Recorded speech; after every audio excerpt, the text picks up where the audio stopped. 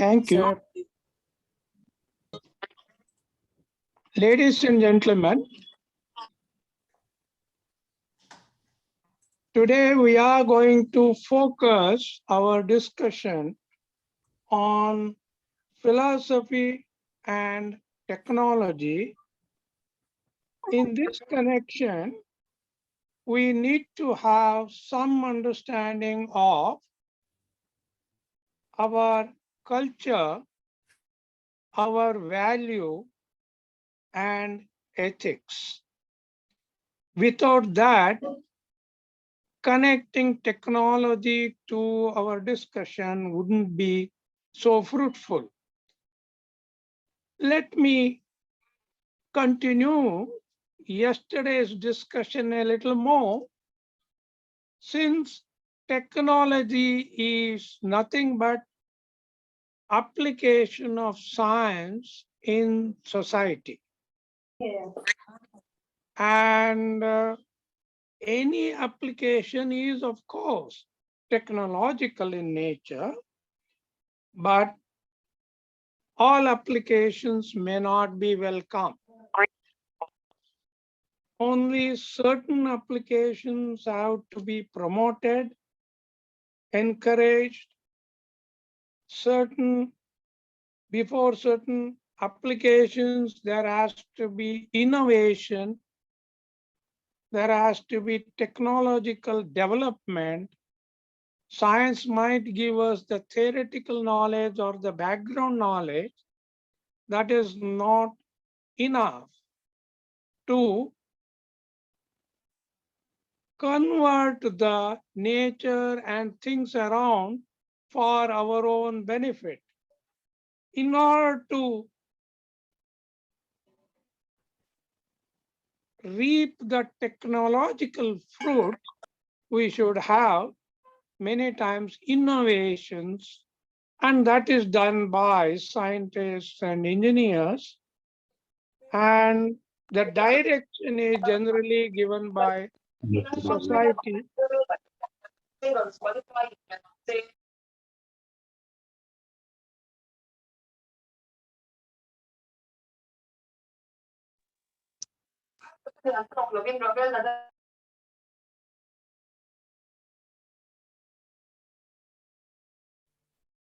Sir, your audio is muted.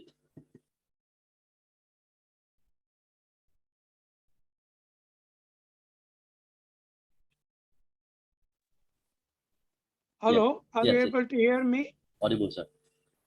Okay. So we need to have our philosophy of life, and then we can figure out which technology is better for us and how much we should promote it and so on. Now, philosophy of life is not an easy job for philosophers themselves. That is the model of religious life. Almost all civilizations have religions, and our modern society is dominated by certain grand religions, and there are, of course, tribal religions and small societies having certain religions which may not be exerting so much influence on all human beings. But major religions do have their influence on life of large part of the population of the world. Religious goals are almost clear to most of the people. In India, for example, we have Hinduism, Sikhism, Islam, and we have Jainism, Buddhism. We know the religious goals prescribed or, suggested by these religious thinkers to most of the people. And Hindus, for example, I know that they ask you to lead a certain kind of life. They are called purusharthas, And these values are inculcated in one's life. And the main goal of Hindus is said to be liberation. Same is the case with Jainism, Buddhism. Okay, so in other religions, again, some transcendental goal is set, either merging with the God or be in the state of God's blessing, call it heaven, call it anything, but life in some sense after death, some form of existence after death. That is what is the goal, where you should be very happy, eternally living there in some, state of peace maybe, or happiness maybe, or ananda, what Indians call, and so on. Now, since many religions are there, since opinions, religious opinion differ from one another, we find it difficult to agree on any one of these religions. Especially India is multicultural, multi-religious society, so it is not an easy task, nor may be desirable to speak about religious goal as our social goal. So let us put aside these religious goals as personal goals, since liberation or any transcendental goal is individualistic, and therefore let us put aside and discuss about this world and the ideal society that we can think of. So thus I will draw your attention to, if you want to call it, secondary goal or the goal of life as you live, would be a very fulfilling, happy, and satisfying life. One should find the meaning of life. The meaning of life broadly means the significance of your living on this planet, and whatever the achievements, whatever the minor goals that you have, and the health, wealth, happiness, pleasure, and your status, knowledge, or education, so on and so forth, all these things do matter to human beings to lead a meaningful life. In order to lead a meaningful life, you need to have, a very respectable, good means of earning livelihood.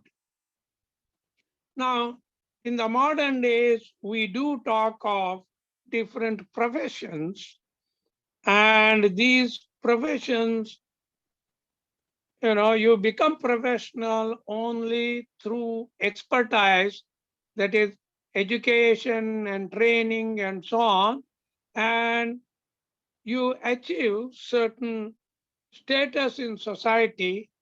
And if you consider, for example, teaching profession, you need to acquire knowledge first, and then of course maybe training, and then you would be taking up the profession of teaching, and you will be teaching students and other people who would like to acquire knowledge. And if you are a researcher, maybe you will be appointed by certain important laboratories, and you would be conducting experiments, theorizing, and so on, reading literature, going to library, and acquiring yourself certain knowledge, and then implementing those knowledge in order to enhance further knowledge, and so on. So professions, different people have different professions. They specialize in different areas. And as you know, today, science and engineering have several branches, and each specialization, develops itself further and improves upon and enhances the knowledge further and brings out useful product, that is technology.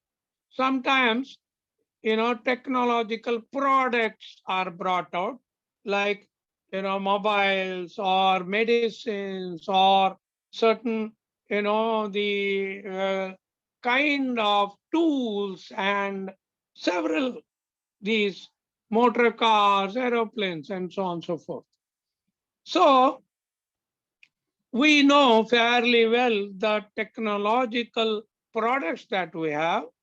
We also know fairly well the science and the development that has taken place, though we don't know fully since we belong to humanities subject or social sciences.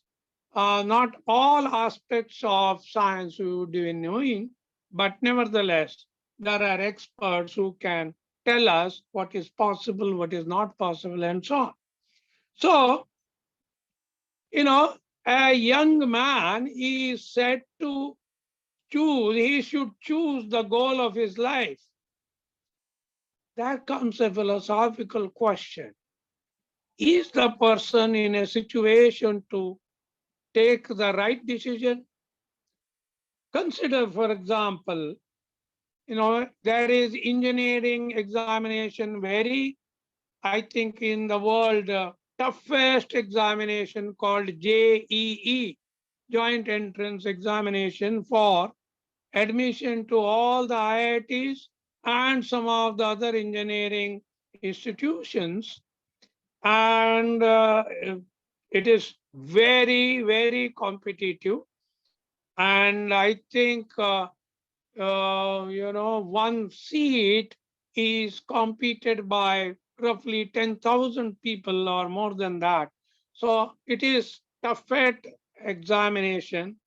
And the children from the 8th standard onwards prepare for JE, and well, so much taxing. If you have to really talk about it, by the time they pass the JE, they are totally exhausted. So when they come into IITs, I know that in a sense they are frustrated by overtaxing themselves. In a sense, they are excited because their future is so bright, they think, and so on and so forth. But the first quarterly examination itself shows that they are down so much below. If our IIT admits 950 students, they might be anywhere down 400 seats or ranks or 600 or 800. And all these kids are usually first, they are first to the school and so on. And they have been pampered by the teachers and parents and so on. Now here they have the shock of their life. They find themselves very low in the rank and so on. But slowly they get used to the idea that competition is very high. It doesn't matter if you're able to manage even 7 CPI, you will be able to get good job and so on and so forth. Their seniors would say, don't worry about all these things. Life will be still beautiful. You don't have to worry. So such a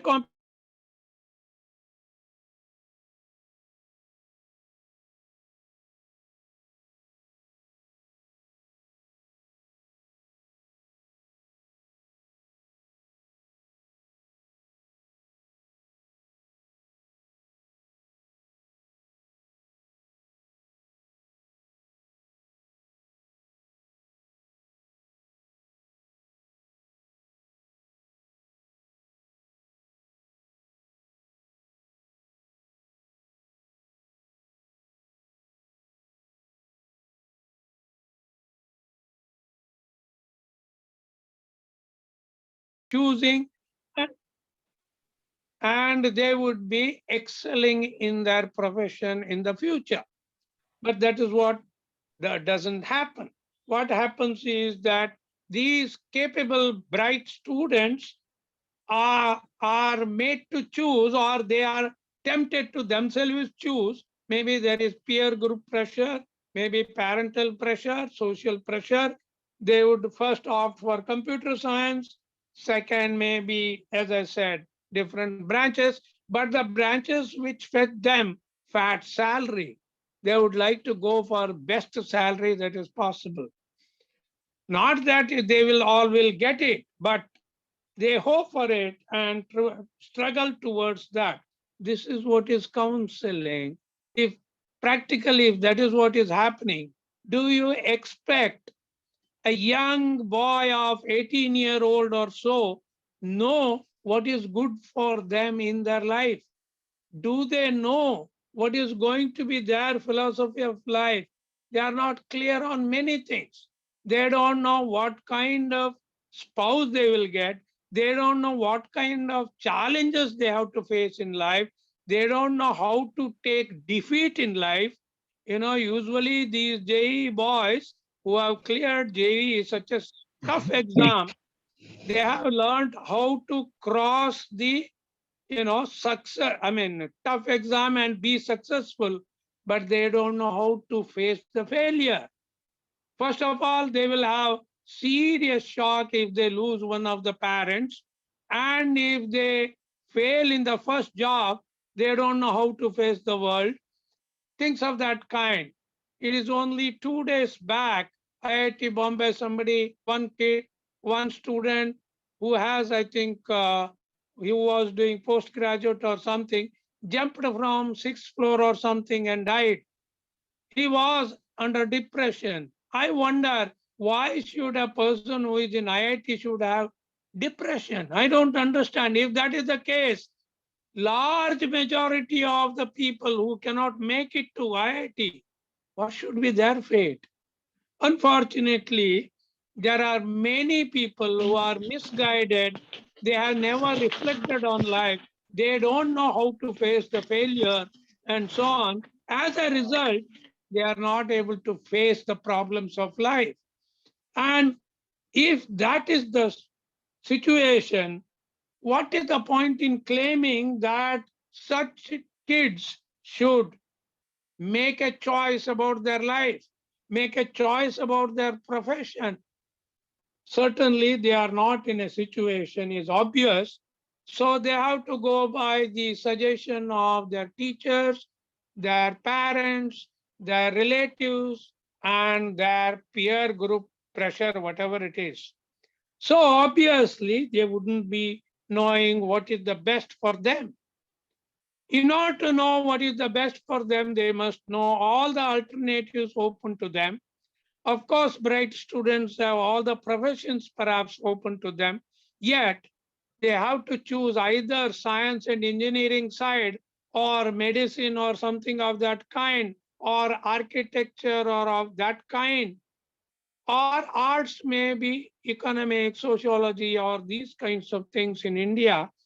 You cannot change your basic branches, move from science to arts, possible in some of the universities, but arts to science is impossible in India. Given all these things, hardly it is really a right choice that one can strike. So if that is what is the reality, then people choose something, maybe something that gives them fat salary first. Large majority of Indians are poor. They first need money, and in order to get good money, they think that other things will be all right. But later on, they might realize that they don't enjoy the job which they are doing. In fact, large majority of the BTech students, when they take up their job, they say it is only desk job we are doing. All that they will do is a supervisor's job. Basically, check certain papers, certain things, and countersign. That's all they do.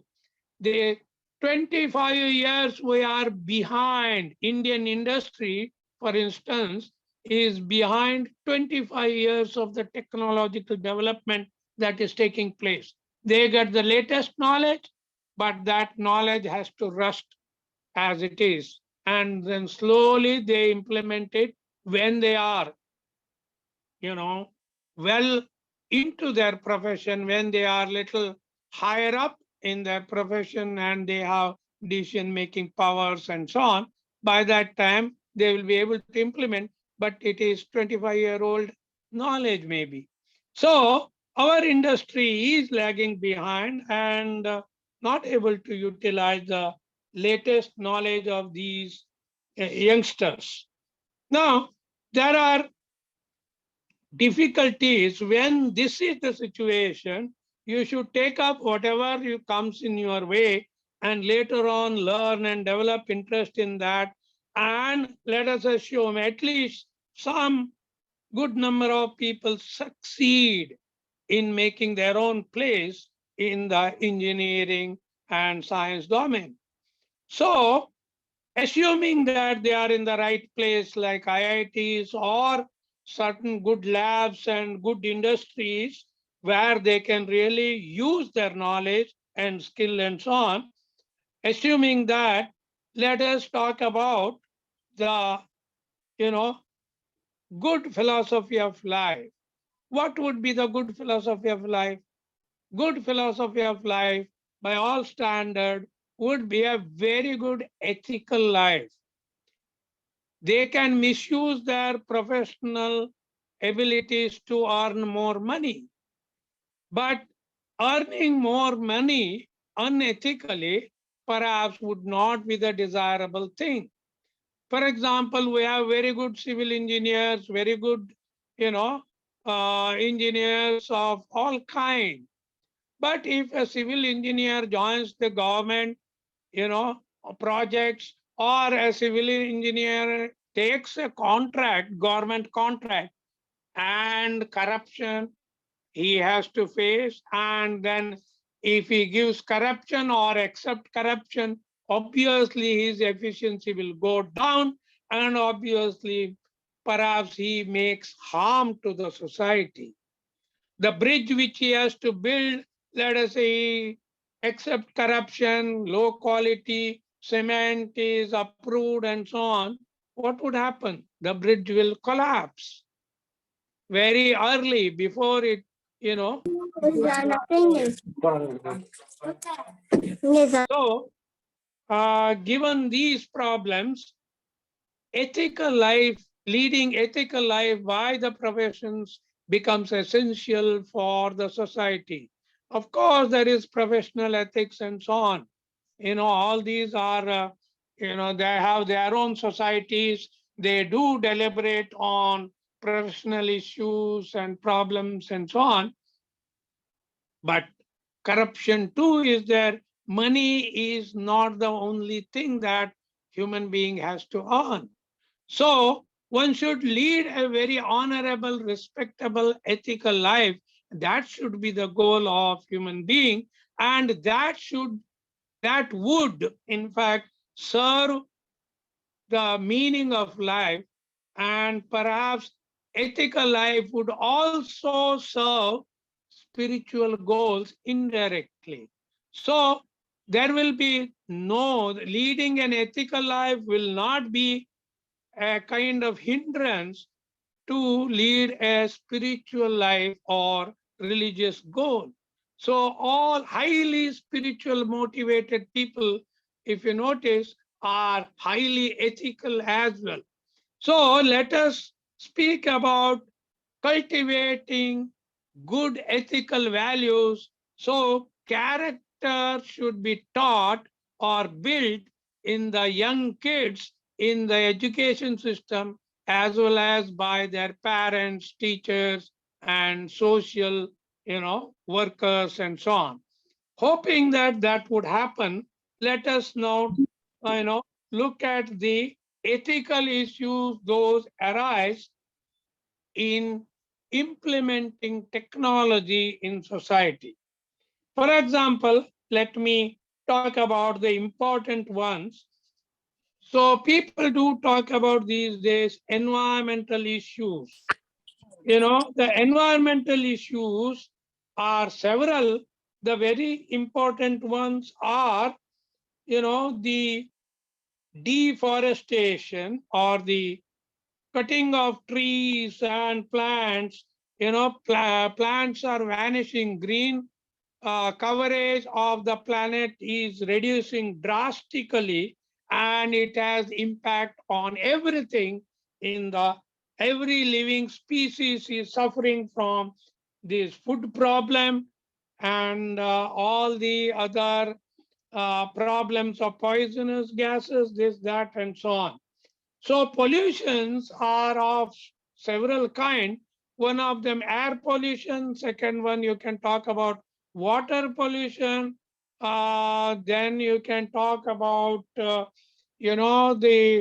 uh, temperature of the earth going up steadily. You know, it is, some countries have become so hot that it is no more livable in those countries. So, and then we can talk about other pollutions like radiation and, the uh, due to, construction, so much of dust is there and well, it's a long list, of course. So we are responsible for all these pollutions.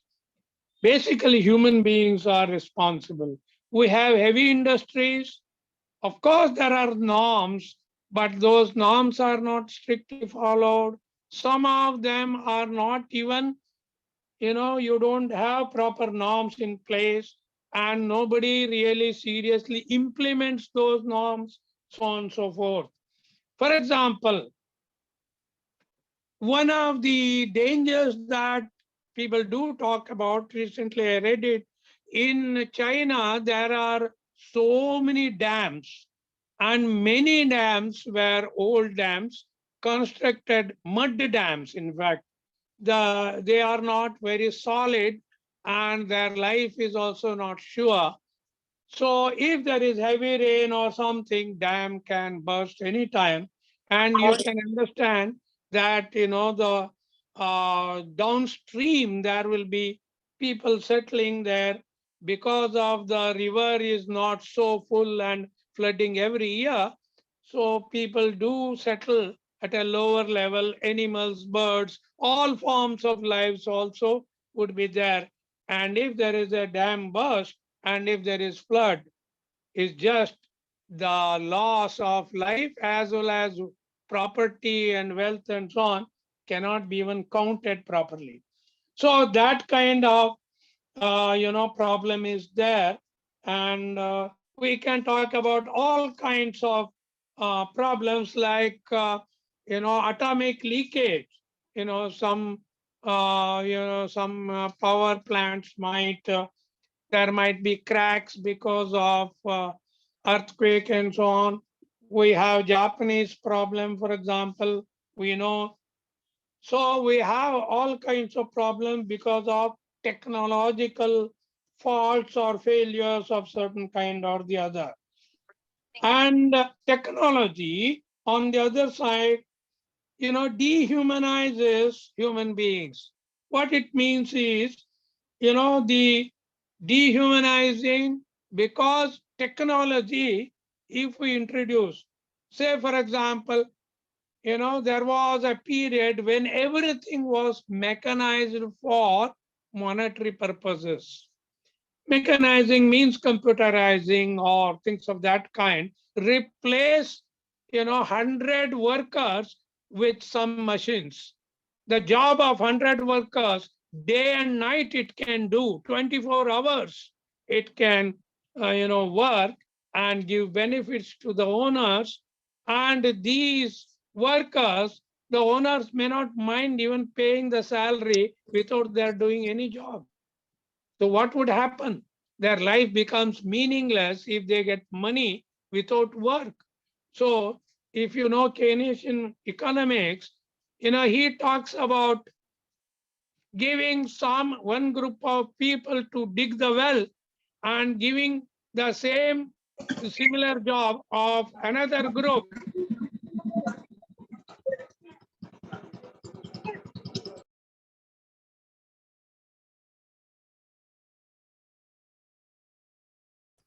Sir, can you unmute your microphone?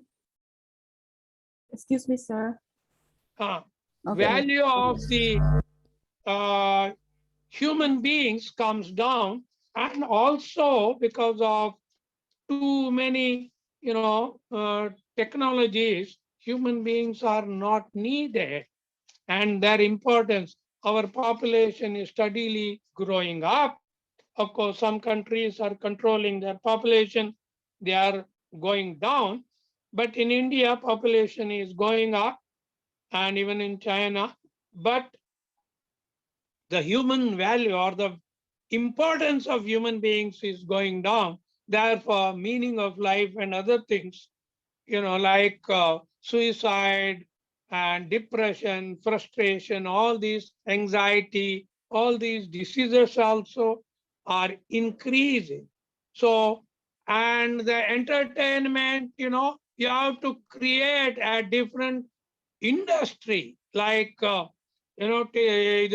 film industry, and, serials have to be produced, and entertainment programs have to be produced. They should be relayed through internet or TV channels and so on.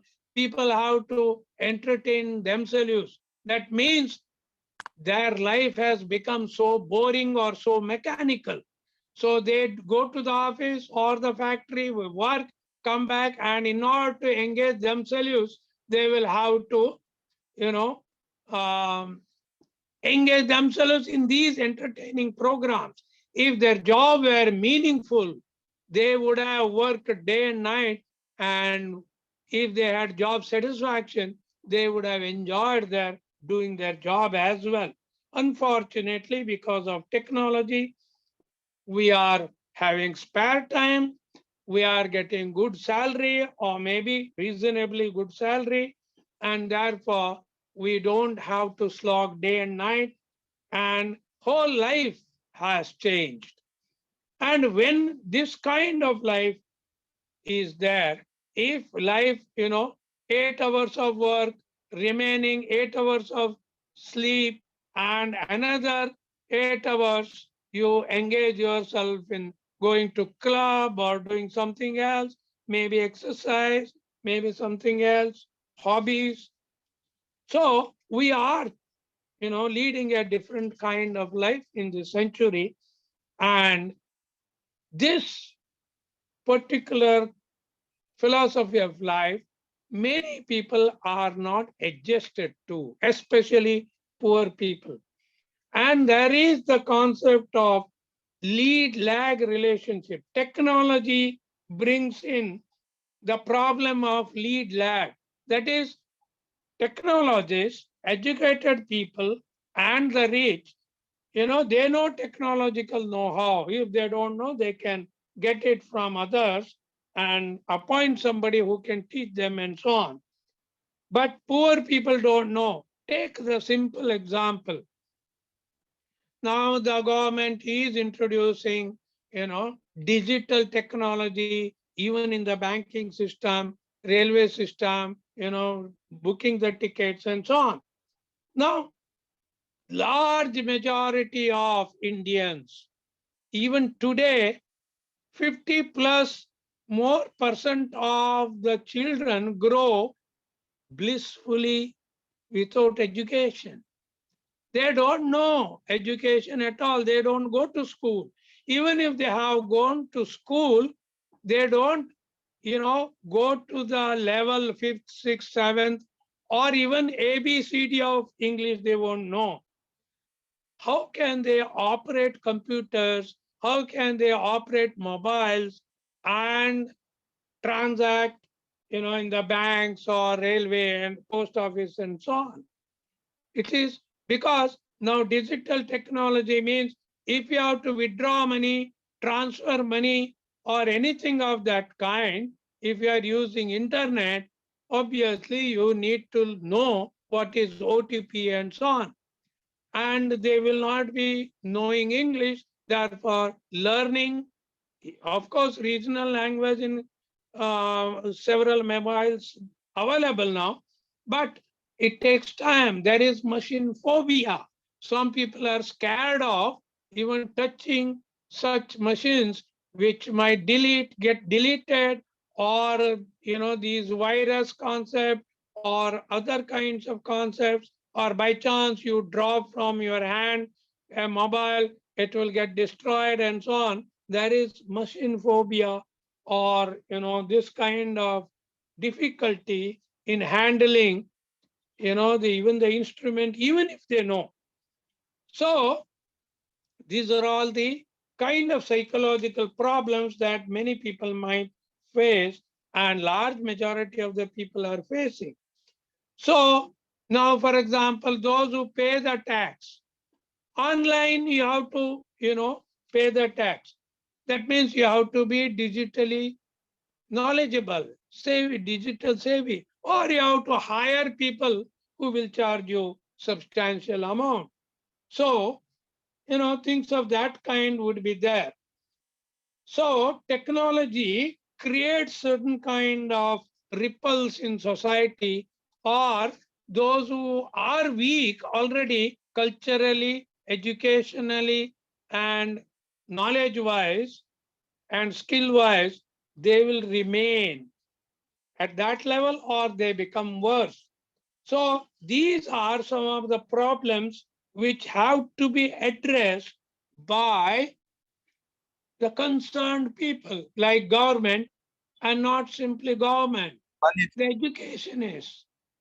All children should learn these things, and also ensure that all kids, we have, of course, the laws in place, but they are not implemented.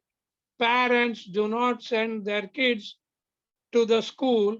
Of course, the midday meal concept, other kinds of concepts, cycling, giving cycles to the kids to travel the distance to reach the school and so on. Government is trying, several state government as well as central government are trying, but that is not enough. The society should understand this. Every citizen should know the opportunity and the need for education, need for, equipping oneself to face the technological society and so on. So these are some of the problems, and large technologies give us large benefits. At the same time, if they go wrong somewhere, they harm us also largely. So examples are many. For example, traveling by train, very excellent. We are enjoying the fruits of technology. But if there is some derailment, some accident, people die in hundreds sometimes. So many people will be hurt and lose their limbs and so on. Similarly, aeroplane is excellent. You can travel fast and so on.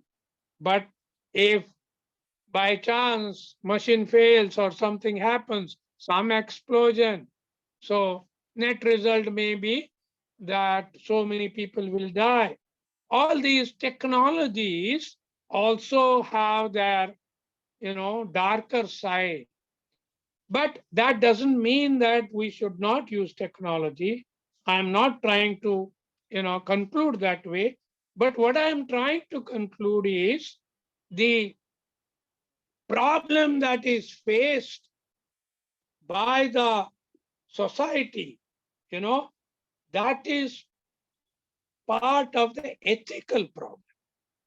If most of the human beings are ethical, and most of these corruptions, if they are controlled, and if people are educated and well equipped, technology can definitely give far better comfort and also far better medical condition, health condition, longer life, and very, very meaningful life. So therefore, education becomes very, very important. And as you know, that our culture, there are several cultures, human beings are creating the culture. It is not that the culture is dumped on us or forced on us. Culture is developed by us. The musical instruments, for example, we made them. And of course, with the technology, we have improved the musical instruments that we have, or new instruments are created. So like that, for example, there is the side effect of film industry. The side effect is that they can remake if something acting goes wrong, one shot goes wrong, they can remake it. But if it is a performing art, for example, if it is Yakshagana, in Karnataka, there is something called Yakshagana. In Assam, I know something comparable to Yakshagana. Dance drama is there. And some historical, mythological theme is chosen as a theme, and actual performance character is, a different character will be speaking there, and it is a live performance. And some of the dialogues are very creative, enjoyable. These arts are taking back seat. Even Yakshagana is filmed these days. So that would be killing the cultural skill that is there. So similarly, music, there are so many good musicians, their livelihood is in danger. They won't be enough, if they have sung certain raga, or if they have sung certain songs, that song need not be sung by them again, because the records will be there, the machines will be there which can repeat it.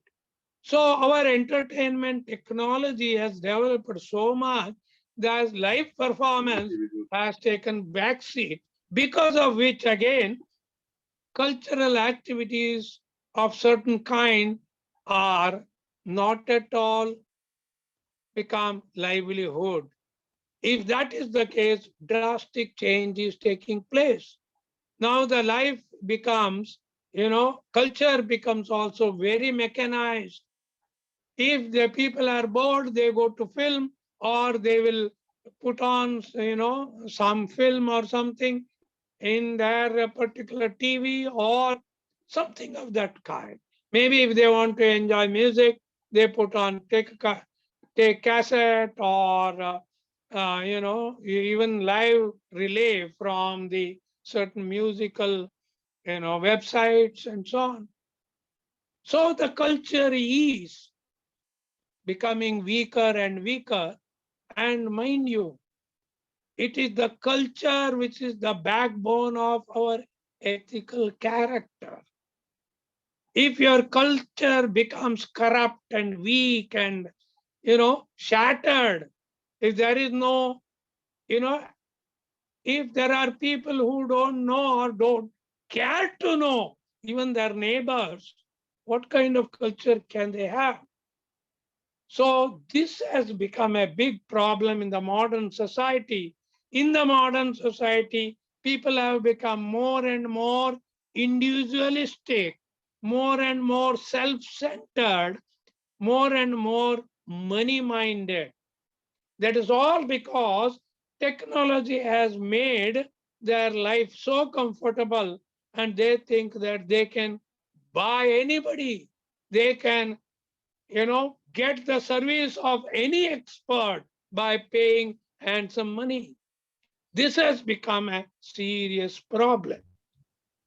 What we need to do is to, control our, short-sightedness. we should promote more and more, such cultures, such institutions which promote our culture, retain our culture, and so on and so forth. See, we do talk about development. This is not understood. What is development? Development is not simply mechanizing.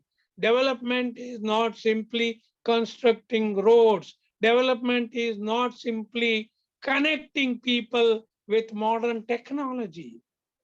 Development should take place even in the domain of culture, even in the domain of performing arts, even in the domain of skills. Skills cannot be learned by machines. Skills are developed by human beings. Of course, we have rare examples of people developing very high skills. If you see certain kind of, the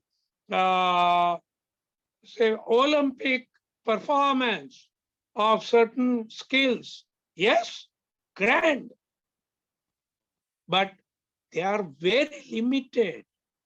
There are very few people who are experts. They will get the medals and so on. But this skill is not promoted generally. People don't enjoy. People should be enjoying swimming, for example. People should be enjoying running, singing, dancing. Everybody. Why should it be only select few know Bharatanatyam or select few know dances of a certain kind? So all-round development, holistic education, all these are needs of the day.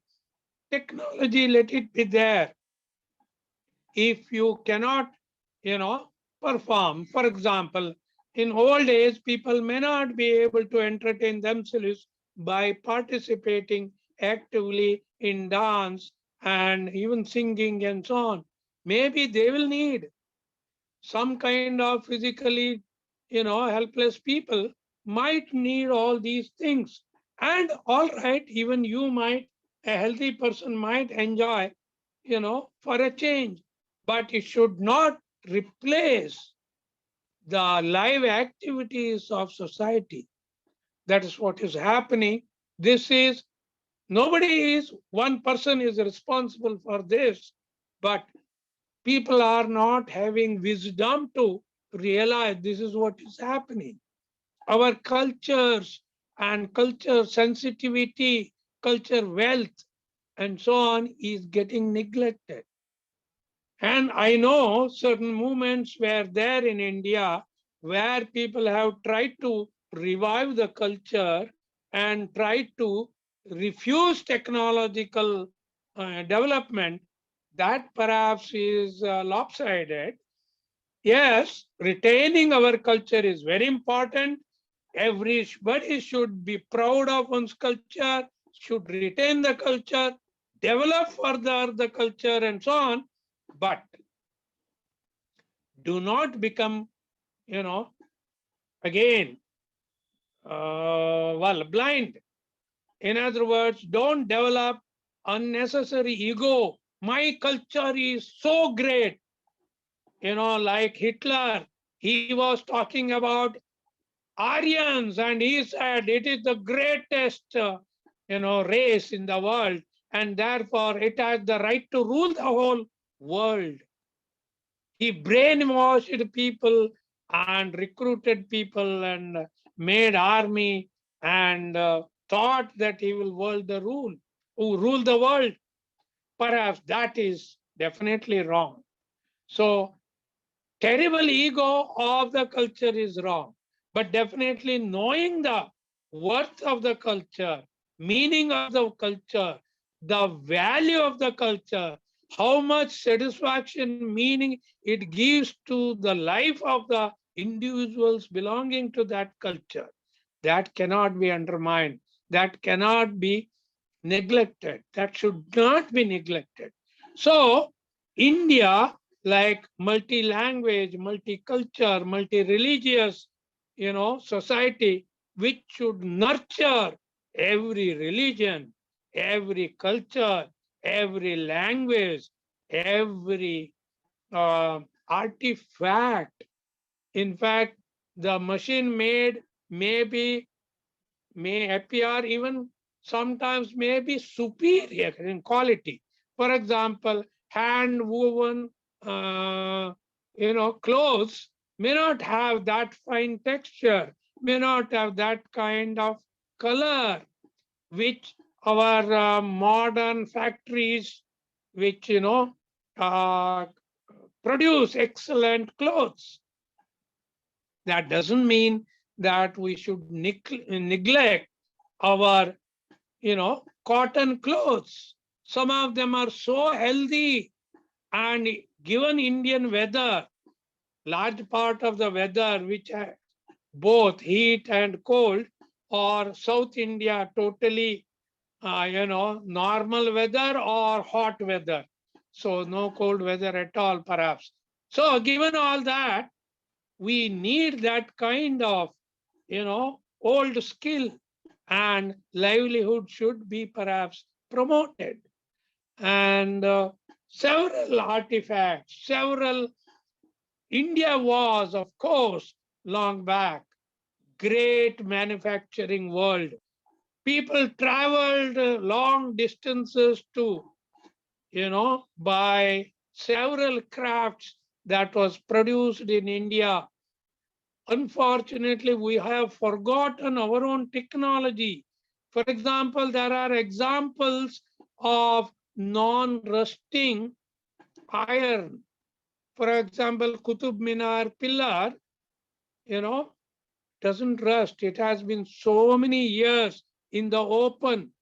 It doesn't rust at all. We have forgotten the technology. We have forgotten the skill that we had. And you can see that great temples were built in. Now also you can see Madurai, Meenakshi. There are so many great temples in South India. Even standing now, you can see the sculpture that is inscribed there.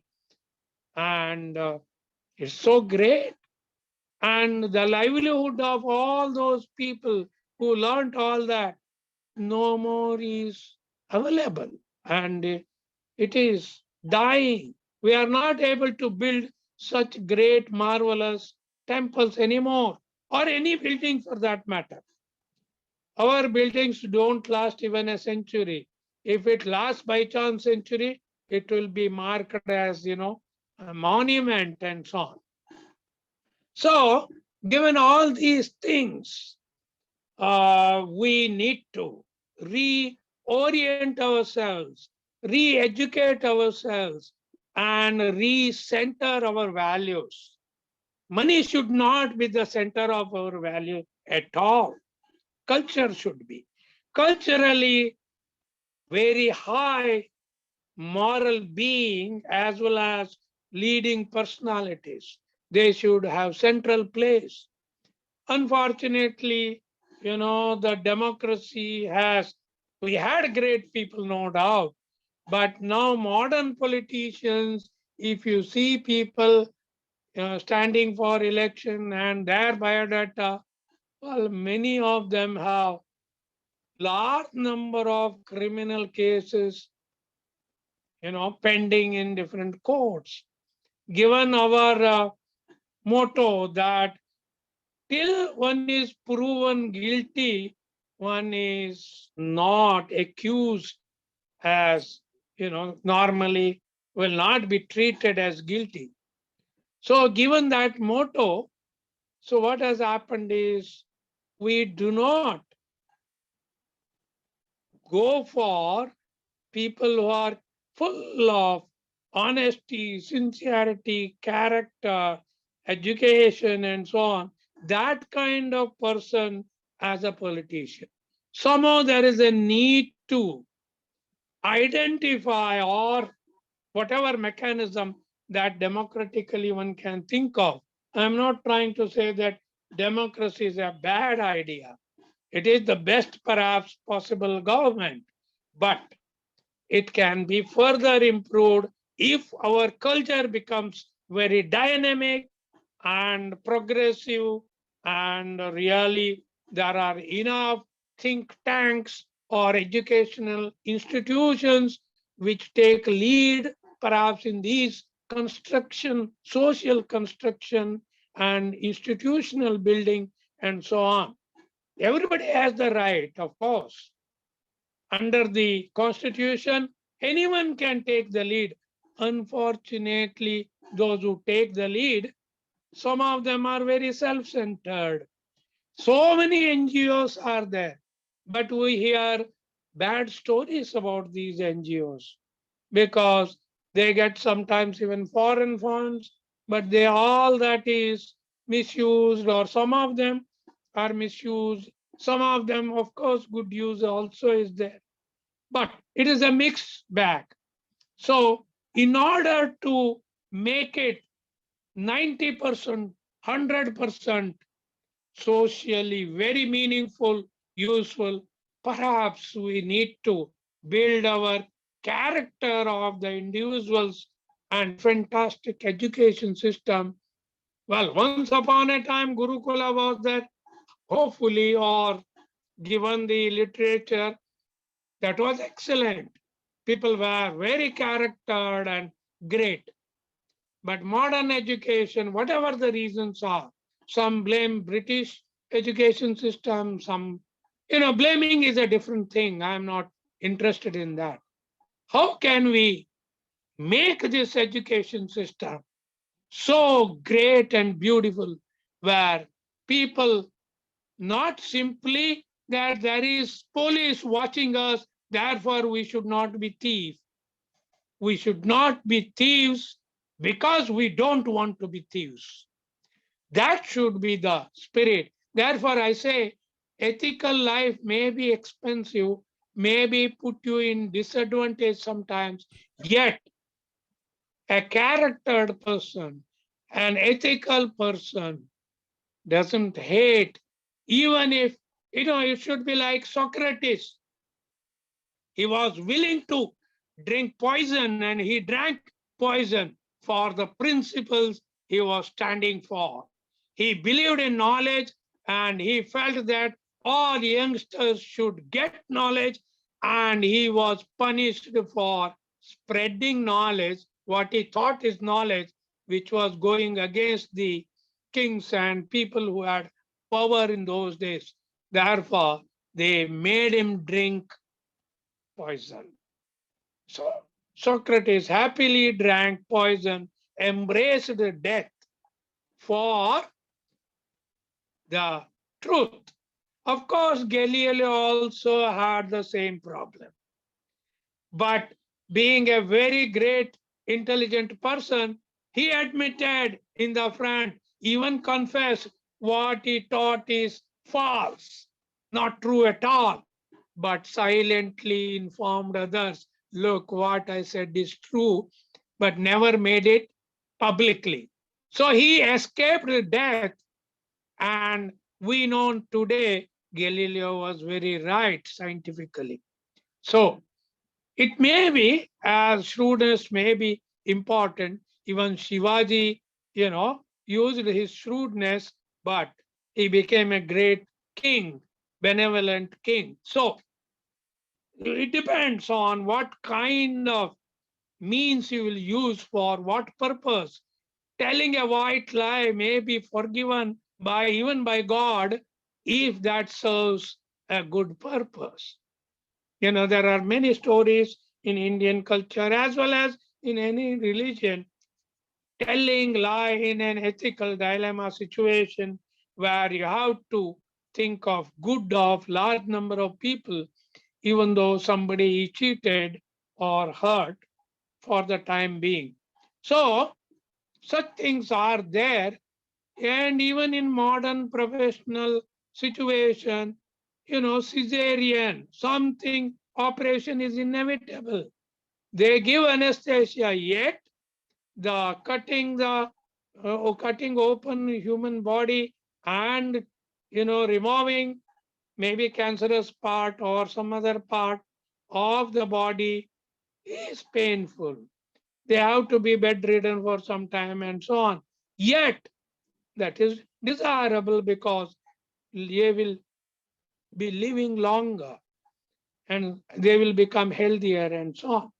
So, ethics doesn't mean follow the ethical rules blindly. Sorry, if you follow ethical rules blindly, you might become unethical. That need not be the, ethical, the ethics that you will be practicing. You should be using your wisdom to, enhance ethics, do good to the society and so on. So wisdom is important. Telling lie in a certain situation may be part of the wisdom and so on. So let me conclude by saying modern technology is great. It can do wonders. Now we are at the stage where we are even developing organs artificially. You can perhaps in the very short run develop heart. You can develop kidneys. You can anyway you develop arteries and from there are technologies to develop tubes and things of that kind and replace arteries if they are blocked and so on. So technology is greatly beneficial to human race. Let us not undermine or neglect technology, but how to stop the wrong use? The only way to stop the wrong use is to make everyone good, ethical. So we need not the Hitler, we need great grand, rulers who wish the welfare of everyone. Maybe Ashoka, but not Ashoka of the Kalinga War, Ashoka subsequently. So let us develop the education, whole, overall education of every aspect of education. Let us cultivate, develop our culture in all aspects, in all dimensions.